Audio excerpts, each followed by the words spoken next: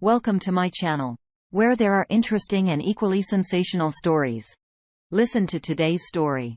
I'm a man of my 30s and was with my now ex-wife for 15 years, and we have 3 young kids.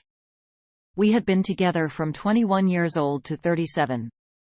Being in my early 20s when we had first started dating, I ignored the huge red flags that she had cheated on her ex-boyfriend whom she had lived with for several years. She even had a threesome with 2 guys while she was at work. She stated she just wanted to feel wanted. My instincts were telling me different, but I stayed and tried to put it behind me. I was young and naive and assumed that, sure, we all make mistakes in life. Stupidly, I would later go on to ask her to marry me, and I knew I had a gut instinct telling me to not do it.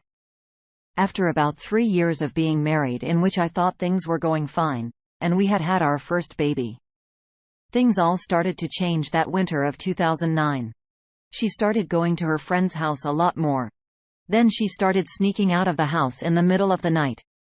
We would go to bed at say 10 p.m. and I would wake up at 1 a.m. and she was gone and the car was gone. She would return around 4 a.m. or so. This went on for months. I would call her phone and no answer. She had also started smoking and drinking. She had never been a drinker, but suddenly started. I was also in the middle of going into the military. We were arguing and fighting all the time as well. Where the hell was she going and what was she doing? I would phone and text her and no reply. She started smoking. She started smoking weed and drinking. I then left for basic training and 5 weeks into training, she tells me on the phone that she is pregnant. We had barely been touching each other. I've carried this deep feeling ever since that my daughter is not mine. My boys are spitting images of me, but not her. Something has always just felt off. She lied and talked me into thinking she is mine. Telling me I'm forgetting about the sexual occasions we had before. I know now that's gaslighting. I needed to focus on the training. And when I had gone home on leave, she was acting normal again and acting all loving, wife, and picked me up from the airport.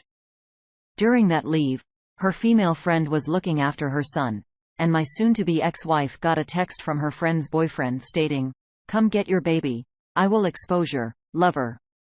My ex-wife had a story for everything yet. I fell yet again for it. I knew deep down there probably was a lover. I never did find out, and after I left the military for medical reasons, we moved to a new area far away and life went on. For years, I've been terrified of a paternity test as it would crush me, and I'm so scared of destroying my little girl. However, I'm doing a paternity test this year.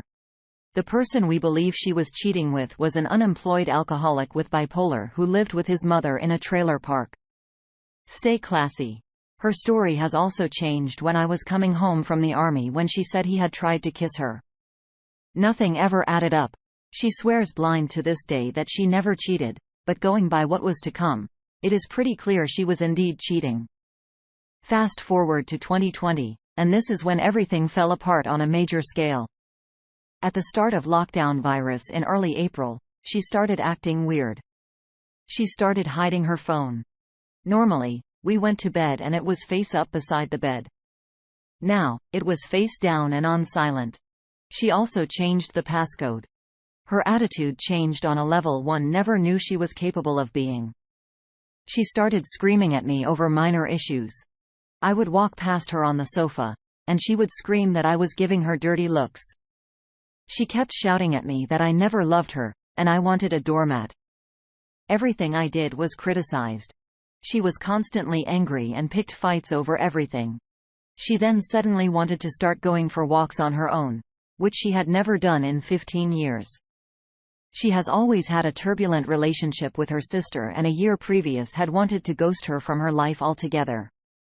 She started taking the kids with her to stay at her sister's every single weekend. The kids say she never left the house, but I think the possibility is she was going out when they were in bed, or she was lying about going to the store. Change passwords on all her social media, suddenly hit her friends list on Facebook, started drinking and hiding bottles of vodka around the house. Her phone was now glued to her, always in her pocket. Even if she went to the bathroom, it was in her pocket. One Saturday night, she got so drunk, She used the kitchen floor as a toilet. She then passed out and her phone kept lighting up at 2 a.m.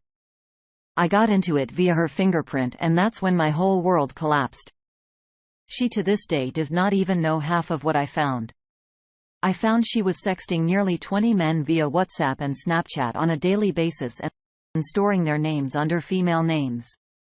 She was making videos of touching herself at 6 a.m. when we were all sleeping and sending the videos and photos to them all. I caught her asking for men on Snapchat when they would be in the area to hook up. One of them ended a message saying, "Now you can go home and finish yourself off." I will assume she met him in his car. She kept cheating with one guy in particular, and despite being caught several times, she kept doing it. I went straight away to file for divorce the next day after discovery. She stated she had deleted her Snapchat and removed these men from her phone. I did once again gain access to her phone and found she had set up a new Snapchat under her maiden name and only had him added to it. A few days later, I left a GoPro camera hidden in the kitchen, recording, and caught her on camera taking her shirt down and taking sexual photos of herself, whilst the kids were 15 feet away in the other room. Not even 72 hours after lying straight to my face that there was no him and she was not cheating, I caught her red-handed. Then one Sunday evening, maybe a month later, I was informed she was on Tinder. I had a look and there she was, and stating she had a boyfriend who wanted to watch her sleep with other men in front of him. She went into sad sausage face when I confronted her and showed her the screenshots of her profile. Of course, she said it was not her and just somebody being malicious. This person even managed to spell certain words exact way she does. Her other excuse to how it was not her was that they did not use her full name. Think of using Phil instead of Philip. Plus, Tinder also shows distance and this profile is within half-mile of our house. I said, we should phone the police then and have it investigated. She stated she had bigger things to worry about, like our marriage, than to worry about a stupid fake profile. Within 20 minutes of the Tinder profile being found out, it had been deleted or set to hidden. I had friends check also, and it was gone. Surely a catfisher malicious person would have had zero idea that I had found the profile. I informed and showed my solicitors and they asked how stupid does she think we are, about like the time where I've seen hickeys all over her right bosom, and she claimed it was from our child climbing over her. 3 young kids under the age of 11, and never once in those 11 years had any such bruising happened. She came home one afternoon and seen bruising on my right shoulder that looked like hickeys, and she went ballistic and started screaming and throwing things at me. She does not do irony. Things then got really bad, and I was arrested for suspicion of assaulting her, and this got social services involved, who then removed us from being together. Just too much to post all at once. Slowly trying to fit the puzzle together, but I know I won't, and what I've discovered is the tip of the iceberg. The suspicion of common assault was dropped by the police as there was no evidence and no witnesses. It was her friend who phoned the police that night, and my solicitors believe I was set up based on the evidence and the situation I was going through. My kids were interviewed twice by social services, but they stated that there was no concerns at all towards child safety and that I was clearly a decent father and the kids deeply loved me. They merely wanted my ex-wife and I apart, and they declared I was not allowed to remain in the family home. She had then gone from ignoring me to messaging me about how much she ruined everything and how she had never stopped loving me and wishes she could go back so none of this had happened. Then she rages to screaming at me, accusing me of having girlfriends, and she screams that they are whores. I'm not had any girlfriends nor cheated. She used to assault me. Would grab me by the balls and dig her nails deep into me that it caused pain for days, and then get right in my face and tell me that if I even looked at another girl, she would cut my manhood off so I could never get it up again. Irony was she did these assaults whilst herself was cheating. 2 weeks before Christmas, she turned up at the house unexpected and assaulted me by punching me in the chest over and over and screaming, "You're mine. You're mine." She even admitted to this assault via WhatsApp and promised that if she came over for Christmas Day with the kids, that she would not hit me. At Christmas, she tried to sleep with me. She even lied about the school therapist, stating my 9-year-old daughter was bipolar. I spoke to the therapist on the phone and she stated she did not at any point mention bipolar as she has not qualified so forth to even say such a thing.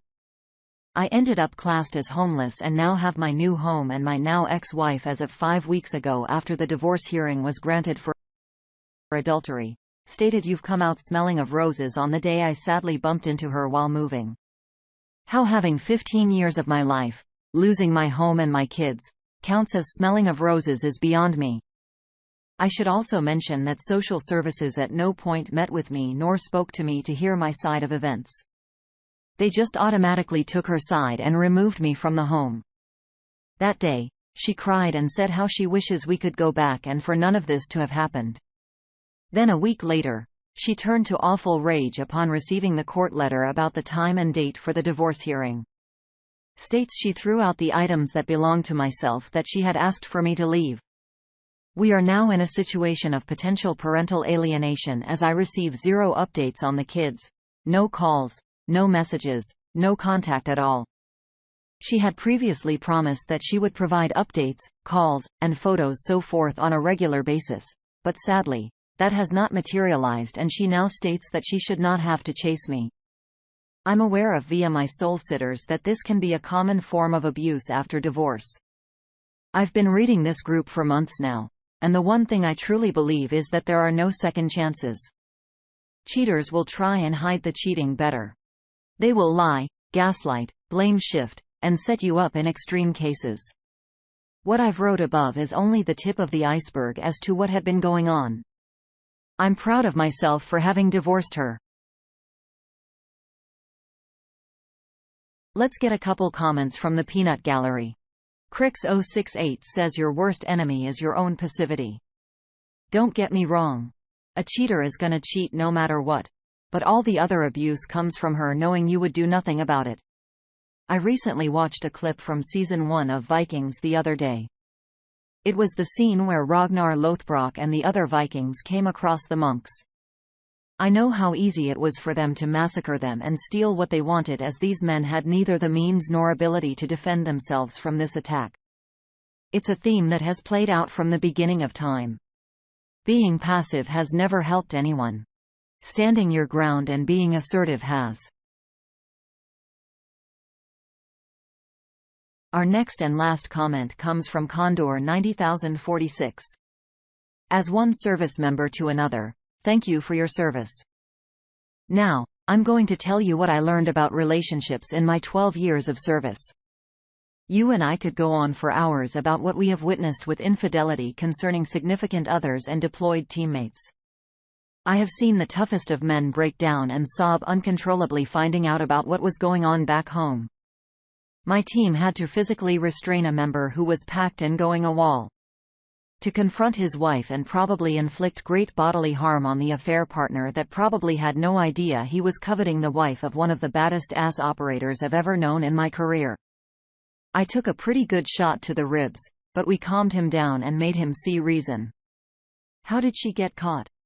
The dumbass was going to do her nightly Skype call with him and set it all up, and unbeknownst to her, my teammates, who has always been very punctual, signed on 5 minutes early, and she had already hit connect and waiting. He connects and there she is giving the affair partner a goodnight kiss right in line with the PC camera. So instead of him destroying his career, he filed for divorce instead. No kids, so a wife of our little family went over with another and told her husband knew. And if she were smart, she would pack her worthless ass up and move out of base housing before the end of the employment. She did. I don't know why many of us men have a savior complex, or white knight syndrome, but we do. We think we can take a fractured soul of a woman and show her that everything will fall into place after a year with us. I've tried it twice in my life, and the only result was losing a little bit of my soul twice. And being in the military just made it easier for them to make the bad choices they have been making all their lives. I will leave you with this.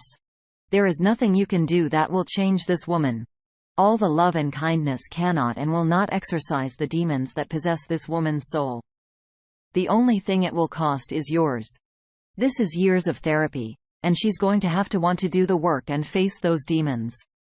Godspeed.